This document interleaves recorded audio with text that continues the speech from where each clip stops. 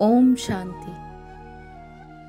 जब हम खुश होते हैं, जब हमें धन्यवाद करना होता है, जब हमें कुछ मांगना होता है, या जब हम दुखी हो जाते हैं, मन भटकता है, भय होता है, तब हम ऐसी जगह पर जाना चाहते हैं जहां हमें सुकून मिले, भरोसा मिले और ये लगे कि हमें कोई सुन रहा है। और वो जगह है मंदिर। मंदिर केवल ईंट पत्थर की इमारत नहीं है, ये वो स्थान है जहां हमारा मन स्थिर हो जाता है, इसीलिए वो मंदिर कहलाता है और हमारी आत्मा को दिव्यता का अनुभव मिलता है। मंदिर हमें ये याद दिलाता है कि हम उसी परम सत्ता, उसी परमेश्वर का अंश हैं। मंदिर में प्रवेश करते ही जो सबसे पहले हमें देखने को मिलता है वो है मंदिर की घंटी। मंदिर की घंटी बजाने पर जो ध्वनि उठती है उसमें ओम की अनुगूंज सुनाई देती है और ओम ही सृष्टि का मूल नाद है। ये जो कंपन है वो मन को एकाग्र करता है, विकारों को दूर करता है और हमें ध्यान की तरफ ले जाता है। उसके बाद मंदिर की और जो भगवान से जुड़ने वाली चीजें हैं, जैसे कि शंख समुद्र से उत्पन्न हुआ है और भगवान श्री कृष्ण का शंख 5 जन्य शंख कहलाता है। इसी संदर्भ में एक छोटी सी कहानी है कि महाभारत युद्ध से पहले जब श्री कृष्ण ने 5 जन्य बजाया था, ये 5 जन्य शंख श्री कृष्ण जी को कहाँ से मिला था। जब श्री कृष्ण संदीपनी आश्रम में शिक्षा ग्रहण करने के बाद गुरु का धन्यवाद कह रहे थे, तो गुरु दक्षिणा में गुरु जी ने उनसे अपने पुत्र को लौटाने का आग्रह किया था।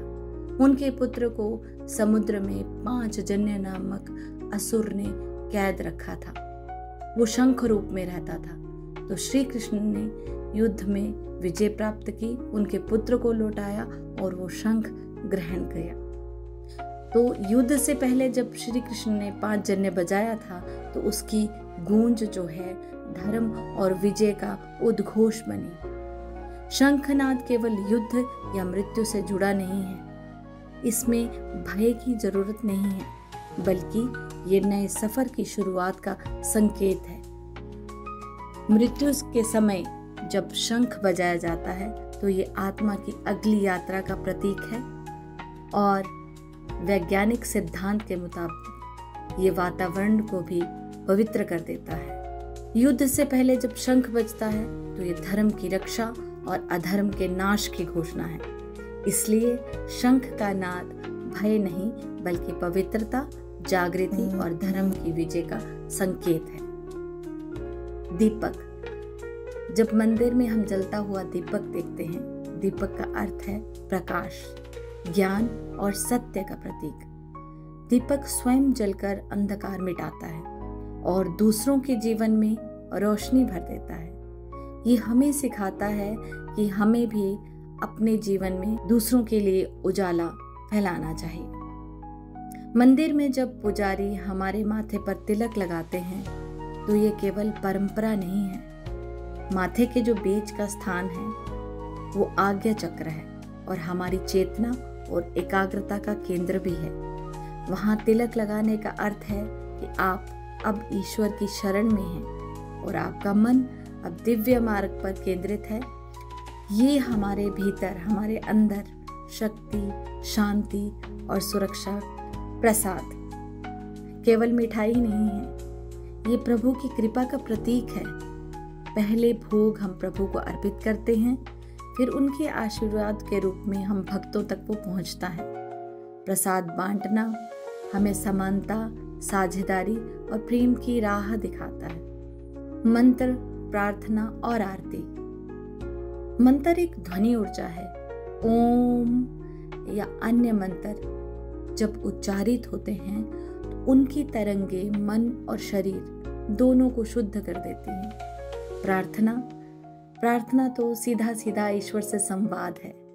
इसमें हम उनसे कुछ मांगते ही नहीं बल्कि धन्यवाद भी करते हैं। ये हमें विनम्रता सिखाती है। आरती। आरती जब दीपक और भजन दोनों साथ होते हैं, उन दोनों का संगम है। जब हम आरती करते हैं तो प्रभु के प्रति हमारी कृतज्ञता और भक्ति का ये सामूहिक प्रदर्शन होता है। उसकी लय और संगीत में उत्साह और आनंद होता है। मंत्र और आरती हमें याद दिलाते हैं कि पूजा केवल शब्द नहीं, भावना और समर्पण भी है। मंदिर की दहलीज पर जब हम शीश झुकाते हैं तो ये अहंकार छोड़कर प्रभु के चरणों में अपने मन और जीवन को अर्पित कर देना है। इसी तरह से मंदिर केवल पूजा का स्थान ही नहीं बल्कि आत्मा और प्रभु के मिलन का धाम है, जहाँ शंख की गूंज, घंटी की ध्वनि, दीपक की ज्योति, प्रसाद का आशीर्वाद एक साथ मिलकर हमें एक अलौकिक शांति और दिव्यता का अनुभव कराते हैं। तो मंदिर हमारी आत्मा को शुद्ध करने का स्थान है। ओम शांति।